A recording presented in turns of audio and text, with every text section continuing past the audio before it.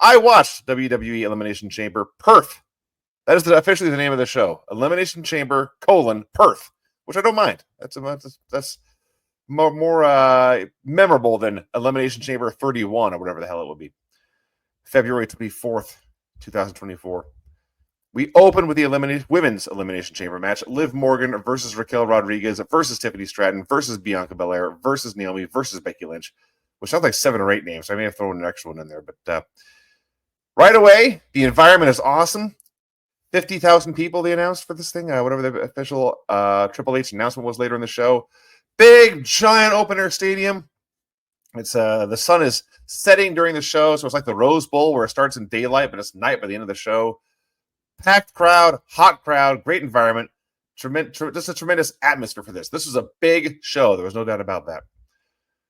So Naomi and Becky start the match, and as they're doing their thing, I'm looking at Bianca, happen to be the one in the corner. I'm doing some math in my head and thinking, man, if she's the last one in there, or whoever is the last one in to this match, is going to be standing in that pod for 20 minutes and then have to wrestle. And I've seen a bunch of Elimination Chamber matches, and I don't think I've ever really thought about how much standing in that pod for 20 minutes ready to go would suck. And no sooner should I think that than the announcers discuss how it's a very, very hot, very, very humid day here in Perth. And you're just standing there in a sweatbox for 20 minutes. And then you have to get in the ring and go. That'd be very, very hard. So it's Naomi and Becky alone for 5 minutes. There is a very silly spot where they're fighting outside, and Naomi has Becky's head scissored between her calves, and she's grabbing the walls of the cage and is doing ab crunches to thrust Becky's head in the cage. That was silly. And then Becky fell down, and Naomi did a falling splits onto her, threw her in the ring to try to pin her. That did not work. Crowd is chanting, "We want Tiffy," and lo and behold, they get her. Tiffany Stratton is the third woman in. Now, this is funny because I don't watch a ton of the main roster shows. I haven't watched SmackDown forever. I watched one Raw this year. So I watched NXT. And the last time we saw NXT, Tiffany Stratton was being Fallon Henley's servant, working on the ranch, mucking out horse stalls and doing other disgusting tasks, and was dumped into a trough of cold, dirty water and stormed out of the building. And apparently just stormed right up to the main roster and maybe even stormed all the way to Perth for all I know. But it's working. She's a big star. She looked great here. Flips all over the place. Everyone's going crazy for her. Becky cut her off at one point and actually got booed, which tells you how effective they are getting Tiffany over in a very short time. This is Becky Lynch. This is the biggest women's star of all time, and they're booing her when she cuts Tiffy off. And as this is going on, they got these fancy graphics. They cut to a wide shot of the stadium. And up at the top of the stadium, these superimposed screens so you can see each woman in her own pod with a headshot next to her. And I'm looking at this and looking at the action, and it occurred to me how much this wasn't a Kevin Dunn show. There were very few camera cuts. There was very few shaky cameras. I just got to watch a wrestling match, which is all they ever want to do.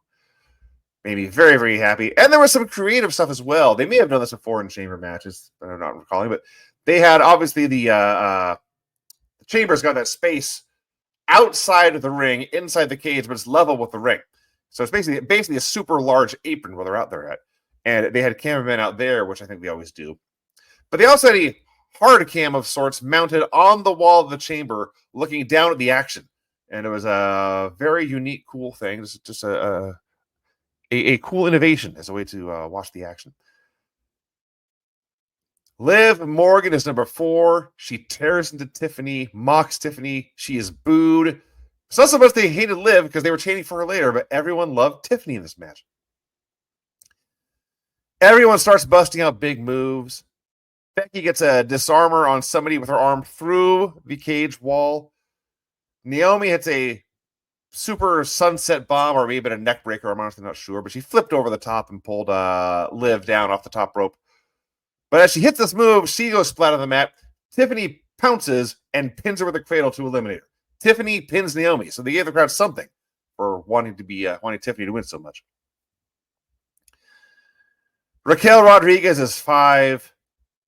Michael Cole calls her a game changer, which is a phrase I never need to hear again as long as I live. And that is not a pro wrestling comment. That is a all forms of media in the year 2024 comment. I hear this in every game I watch, in every sport, in every commercial I see, every TV show. Not everything has to be a game changer. Get a thesaurus. Find a new way to say that she's going to transform the situation she's in or something. It shouldn't be that hard.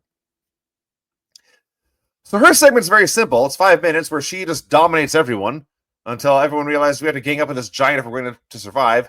And they gang up on her for a while. And finally, Bianca Belair is, in fact, the last woman in. She is number 6. We still only had one elimination when Bianca gets in. So there's 5 women in there. And it was funny because everyone knew she's the only one left. Everyone knew she was about to hit the ring. So as the clock starts to tick down, Tiffany positions herself right outside the pod and is waiting for her to fight. And the clock hits zeros, and Bianca exits the pod, beats Tiffany's ass, and locks her in the pod to dispose of her for a while. Bianca had new gear here that I don't think I'd seen before, trunks instead of tights, and her top was smaller than it had been in the past. And I don't know if it's the new gear or her new body, but she looks massive. And she's always been a big, powerful woman, strong guest as part of that EST thing. But she looked enormous and cut here. An even more impressive Bianca Belair, which is saying a lot. And of course, Raquel is a giant. So Bianca and Raquel have what you would normally call a hoss battle. Now it is 2 women, and a female horse is called a mare. So you could turn this a mare battle if you wanted to, although it doesn't roll off the tongue as well. So I'll say with hoss battle. They had a hoss battle. So Liv is up on top of a pod. She jumps off the top of a pod with a sit-down splash onto somebody. Becky and Tiffany then climb up on the pod, then stand there waiting for their cue. They just get up there. They're standing there face to face, not looking at each other, looking down at the mat. And maybe they thought the camera would zoom in on whoever was trying a pin or something, but the camera zooms in on them. They're just standing there waiting for their cue. They get their cue and then begin to brawl. And I laughed. And it leads to Tiffany throwing Becky off the pod onto everyone. And then Tiffany hitting a giant dive off the pod onto everyone. They really gave Tiffany a ton in this match. And as soon as I say that, Liv drops her right on her face and pins her. And everyone boos and chants bullshit. Because everyone in Australia loves Tiffany. Raquel and Bianca are brawling on the apron portion. Raquel powerbombs Bianca into the ring from there. Bianca took an all-timer of a bump for this. Off a powerbomb. Lands flat on her back. Kicks her feet back the other way. Rolls up onto her feet and then collapses again. It was like 2 bumps in one. It was an all-timer. There's a bit of a contrived spot that sees Becky and Liv both on the ropes with Raquel underneath them, but it ends with Raquel walking away, carrying them both, powerbombing them both at the same time. But then she turns around and is immediately hit with the kiss of death by Bianca and pinned.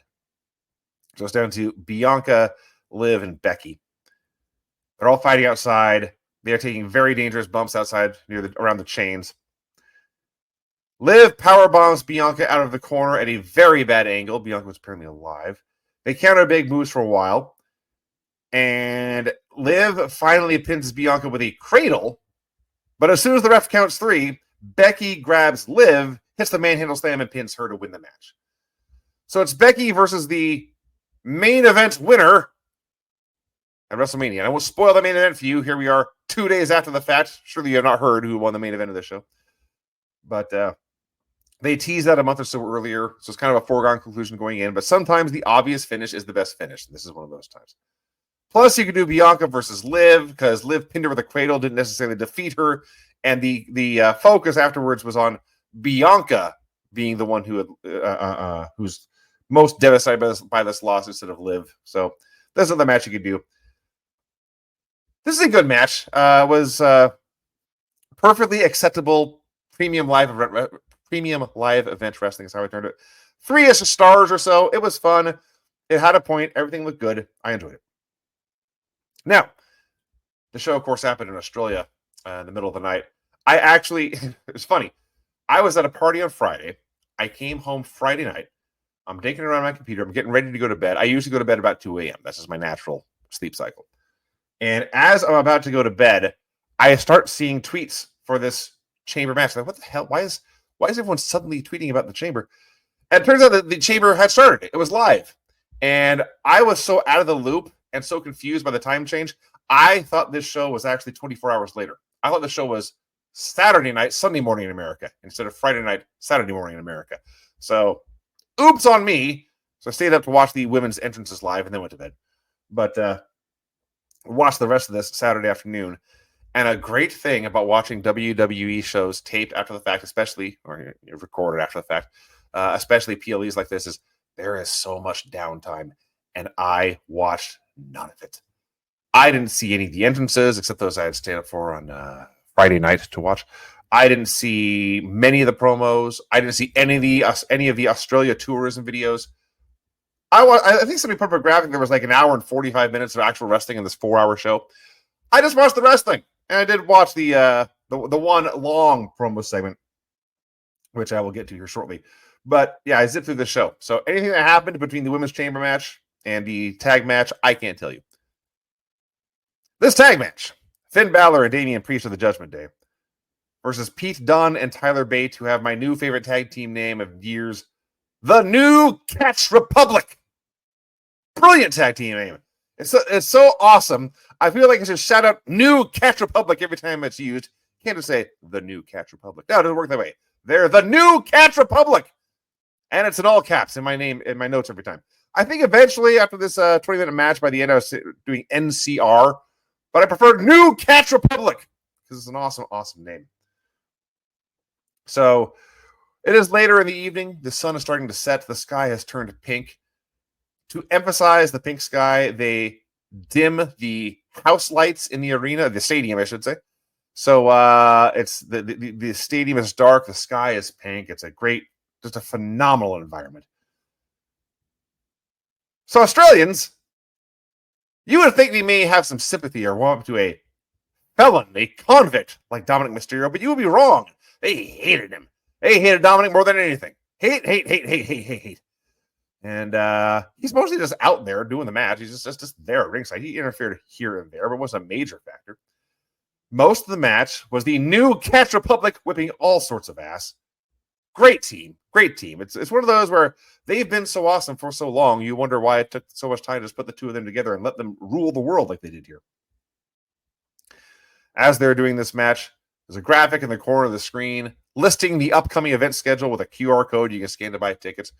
This is both smart from a business perspective, but also makes the whole company seem even more major league. And yes, we're here in Australia, but here's these other events we have throughout the week. We are all over the world, and you got to come see us when you can. You don't want to miss this action. So I like that just as a fan. Forget about being told to buy tickets or thinking about buying tickets. I just like the idea that they're on tour all the time. It made them seem more important. So Judgment Day takes over. It is a very fine heat segment. They're just manhandling the challengers, even though Finn, I think, is smaller than both these dudes. He's smaller than Tyler Bate for sure, but he's still just manhandling them. Full of arrogance and just total dicks. Dom is interfering just to be a dick. They don't need his help. He's just an asshole. So Pete Dunne gets a hot tag. He's quite great. And I looked down at my notes for a minute, and I looked back up, and suddenly they have the heat on Bate again. I don't quite know what happened there. But he makes his own comeback. It's a very long airplane spin on Priest, who is the giant of the match, I'll remind you. Dunne tags in. He has the bitter end on Finn Balor. They're going to win this match. They're going to be the new tag team champions. But Dom breaks up the pin. And he is on the floor. And Tyler Bate was already on the floor. And he saw this whole thing unfold. And he stares Dom down. And the ref, I don't know if she saw it or just assumes that everyone's saying the truth, because she starts yelling at Dom. And this is actually the peak of the whole match. Everyone in the building knows Dom is going to get ejected. Everyone in the building knows Dom deserves to be ejected. Everyone in the building can't wait to see Dom get ejected. But they draw this out for like almost a whole minute. And she's pointing at him. And she's shouting. And he's protesting. His eyes are bugging out. He's holding up his hands. And the crowds are cheering. They cheer louder and louder. And Dunne and Bate are pointing at him. And they point and they point. And that referee arches her back and starts to circle her hands like this. And she points the back. And the whole place goes crazy. It's the biggest pop of the whole match with this ejection. Now, The bad news is that was the biggest pop of the whole match, was for the ejection.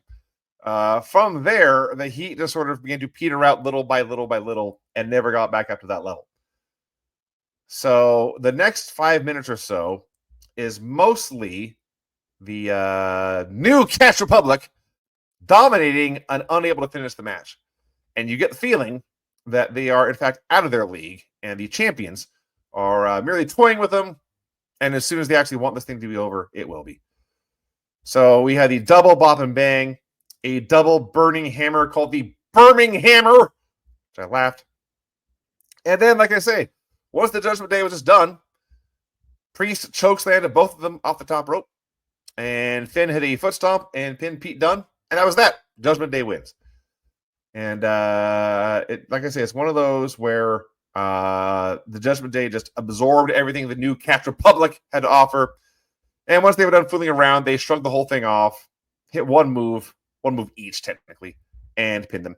I guess there are worse things than having champions who are too dominant, but this was in fact a dominant win for the Judgment Day when all was said and done. Another very good match. We had the Grayson Waller effect with Seth Rollins and Cody Rhodes.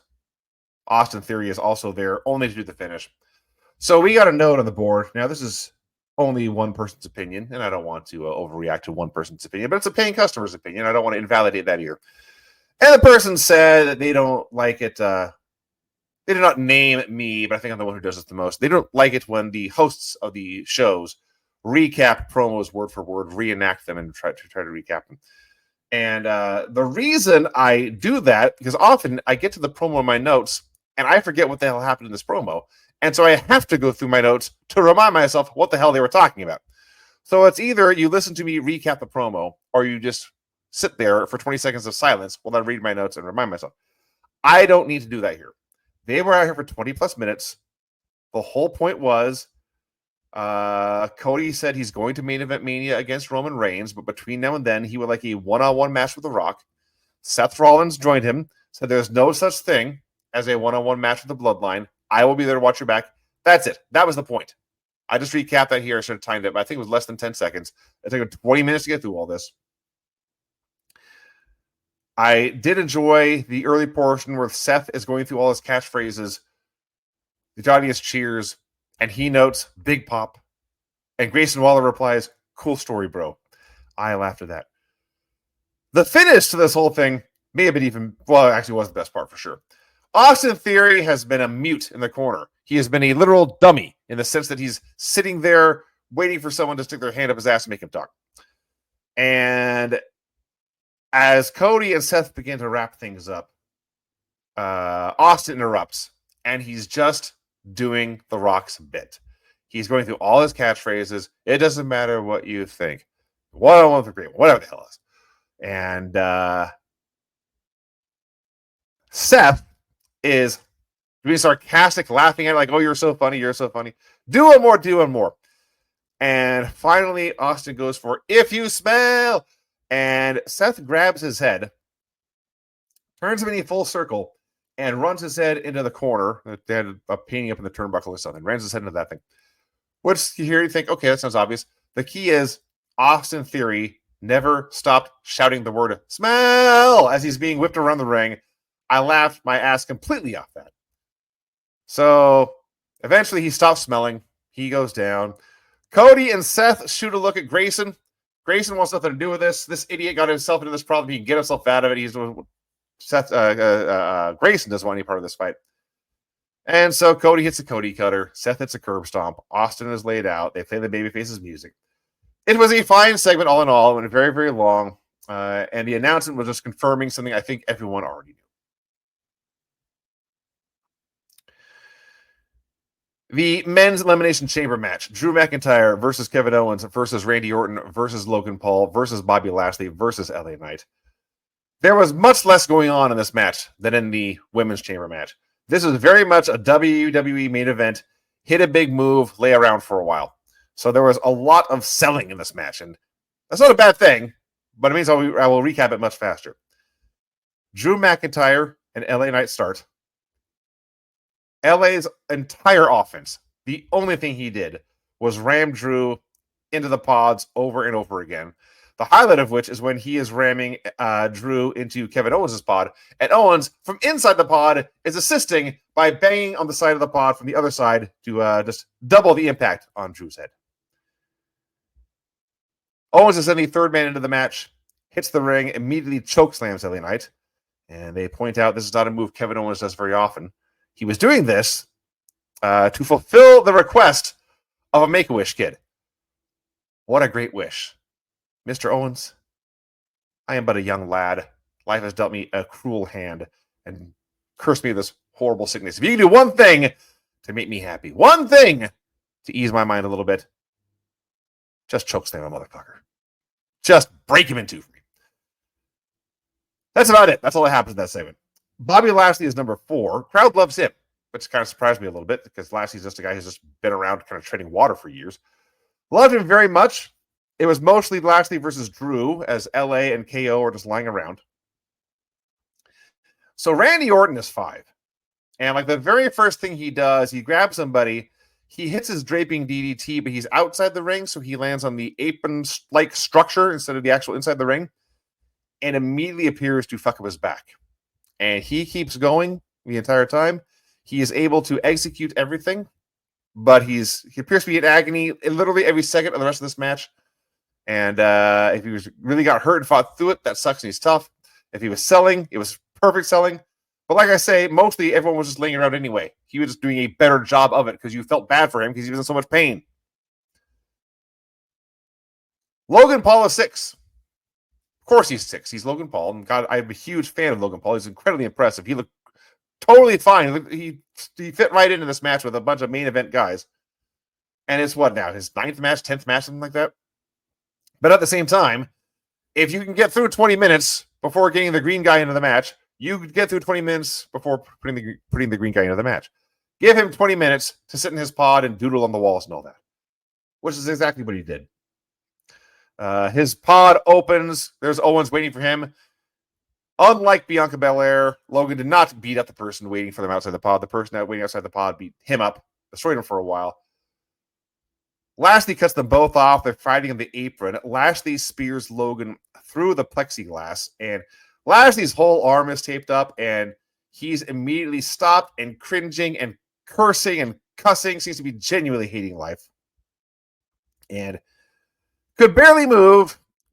He eats a Claymore on the apron. Eventually gets back inside, eats another Claymore. He is pinned by Drew McIntyre, but he can't move. He's still over on the apron area near the door. Can't get to the door to get out. That becomes important. LA Knight makes a big comeback. He is running wild. He drops Orton at a very bad angle on what appears to be Orton's already bad back. There's an army of referees in the back helping Bobby Lashley out of the cage. Blunt force trauma for Randy Orton. Blunt force trauma for Drew McIntyre. But then AJ Styles flies in out of nowhere and begins to attack LA Knight with a chair. And yes, AJ Styles flew halfway around the world. He didn't have a match. He wasn't booked. He didn't have a promo. He flew however many thousands of miles that is from Georgia to Australia to beat up LA Knight with a chair. That's all he wanted to do. Hurricane Helms, is, of course, still working with the WWE. He noted his return flight home was a 5-flight trip. Australia to Hawaii to San Francisco to Charlotte to Raleigh. I believe I have that right, but it was 5 cities involved. And that's not far away from where AJ lives. And he had to do a similar journey. He went there and back to hit LA Knight with a chair. So that's a Mania match, obviously. LA Knight versus AJ Styles. And Drew sees LA's dead body. Doesn't bother to hit a move. Just rolls over and pins him. So LA Knight is out. But everyone else is down and dead. It is still Owens, Orton, Paul, and McIntyre. There's some big stuff with Drew and Owens. Stunners, pop-up powerbombs, claymores, all this stuff. Orton manages an RKO, looks racked with agony. And there was an issue with this cage, and it didn't show up earlier in the show, but it definitely showed up here.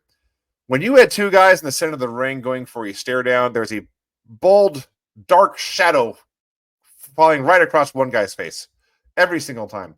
I didn't know if it's because it got darker. That was not a problem when the women were out there. I know it's because these guys are taller than the women, and so the women were maybe under the shadow.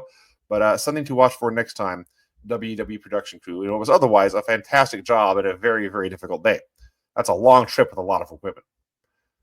And Michael Cole talked about the idea to avoid actual pirates to get this case to Australia. So, Orton begins to run wild. He hits a power slam. While delivering a power slam, shouts "fuck" very loudly. So I'm thinking this guy was in a lot of pain.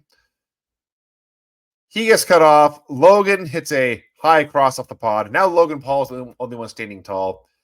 He makes a very dramatic display of reaching into his tights to pull out a set of brass knucks.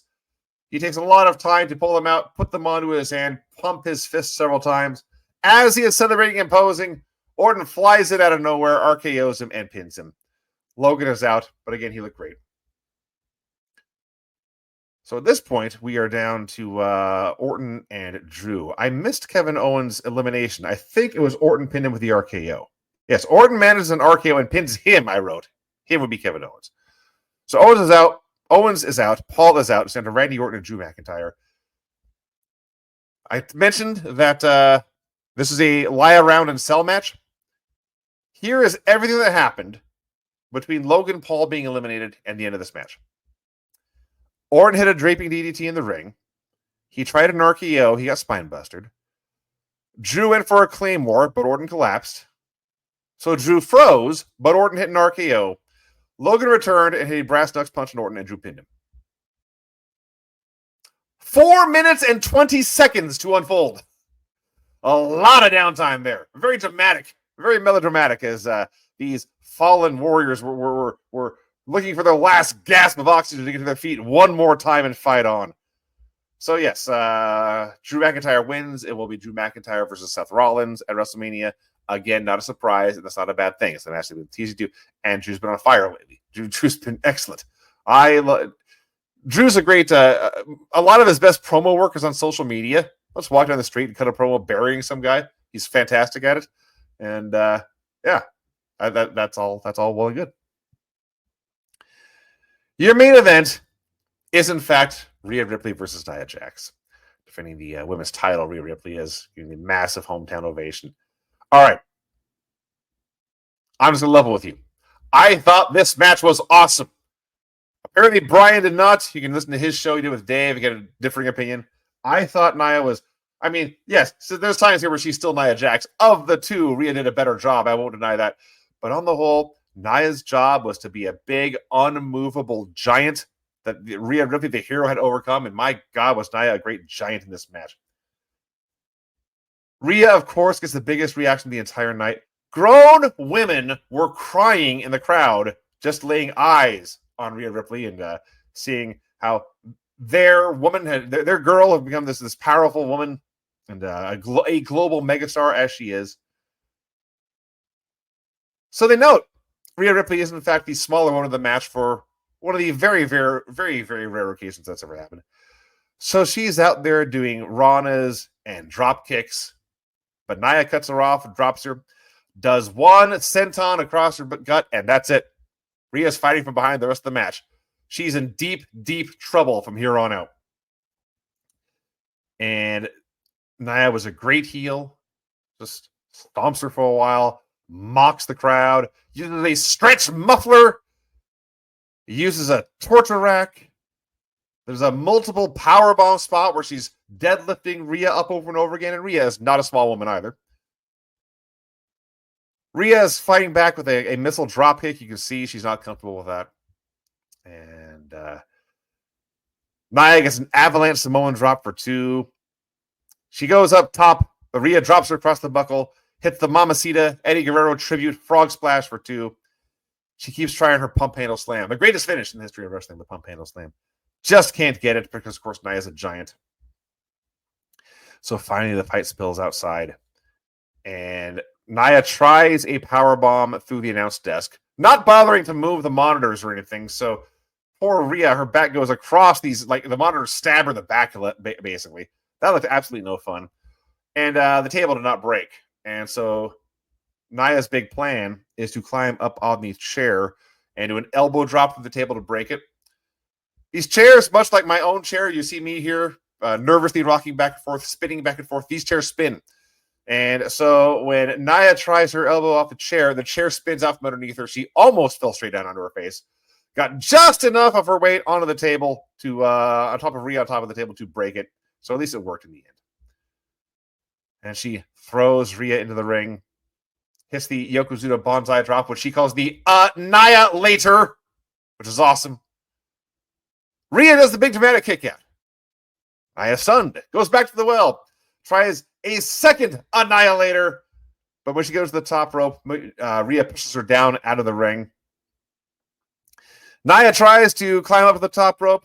Rhea catches her with one big suplex back in. And then it's just one big scream by Rhea. One big kick to the head by Rhea. One big riptide by Rhea. She finally got the giant up for the pump handle slam. And she gets the pin. I thought this was great. It was simple. It was basic. It was dramatic. You had a hero and a villain and a reason to cheer one party and a reason to boo the other. There was an investment. The crowd goes absolutely crazy. I thought this is the best thing on the show, and it's not just because this is a pretty good show. Honestly, I thought, at least with the benefit of being able to fast forward through all the crap. The actual wrestling on the show I thought was pretty good. I thought this would have been the best match on a lot of WWE shows. I thoroughly enjoyed Rhea Ripley versus Nia Jax, and I shall accept no other opinions. So there you go. That was Elimination Chamber. That was a very fun show. Very much enjoyed that. It was not the only show of the weekend. It was not the only show of the week. In fact, we are, as I speak here, 1 week removed from Revolution Pro Wrestling High Stakes, February 18th, 2024.